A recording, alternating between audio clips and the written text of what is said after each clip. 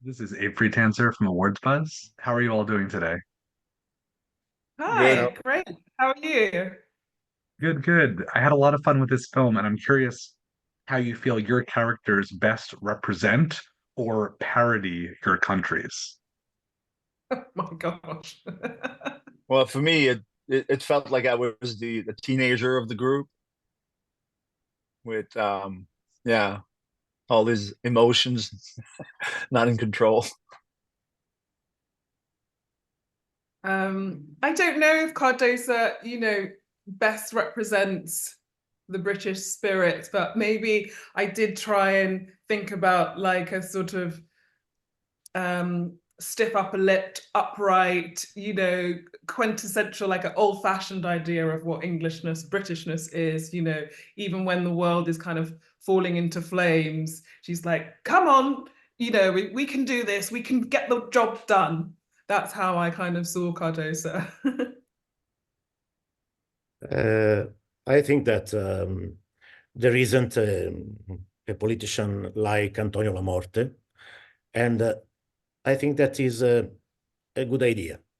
But the other politicians are not better, I think. This film has so many different genres that when you're watching it, what did it feel like to make it? Did it feel like a horror movie or sci-fi or just a sort of comedy conversation? Is is full of many types of movies. There is soap opera, comedian, horror, psychologist movie. Uh, I, I I I can't give to this movie only one direction. Mm. Uh, and for me, it was I never thought of any precise style or anything when I was working on that movie. It was just trying to be true to the situation and the writing as much as possible. And then I guess the comic side comes out by itself by the situation or the weirdness. But we just pretty much only have to be true to the lines we have to say, to the emotions we have to live.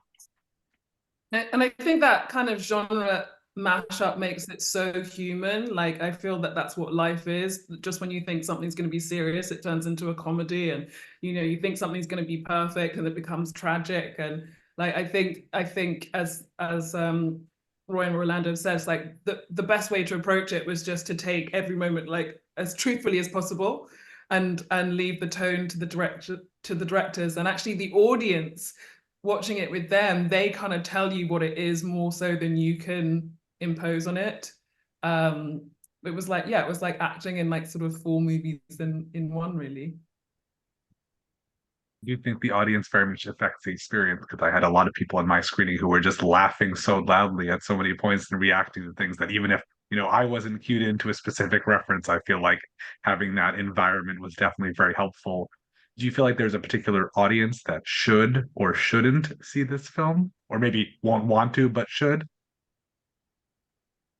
I know that when Guy and Evan and Gellen were writing it, every time it was going to fall into some sort of political allegory, they sort of shifted tone very quickly, and they don't they don't necessarily have the answers to what it should be. I love the fact that they weren't dictating to the audience that this is a political satire or we're making some great comment on the state of the world today, that they were just free to follow their imaginations and go like, yeah, I want to have a giant brain in it because I love, B horror movies kind of thing. And, who doesn't love a love triangle? So let's have Canada and UK and Germany in a love triangle. I think them being bold in that way really allows the audience to kind of take ownership of it, and it's sort of revealing itself to us all the time what it is. I think it's so diverse and there's so many style to it, like you say. I guess it's good for everybody. I hope. Yeah, I think so. I Fantastic. think Thank maybe you all don't so watch much. it. Don't watch it if you want to watch a realistic story about a G7 summit, maybe. That's true. People Well, agree. thank you all so much. Such a pleasure. Such a pleasure to meet you too. Ciao. Take care. Ciao.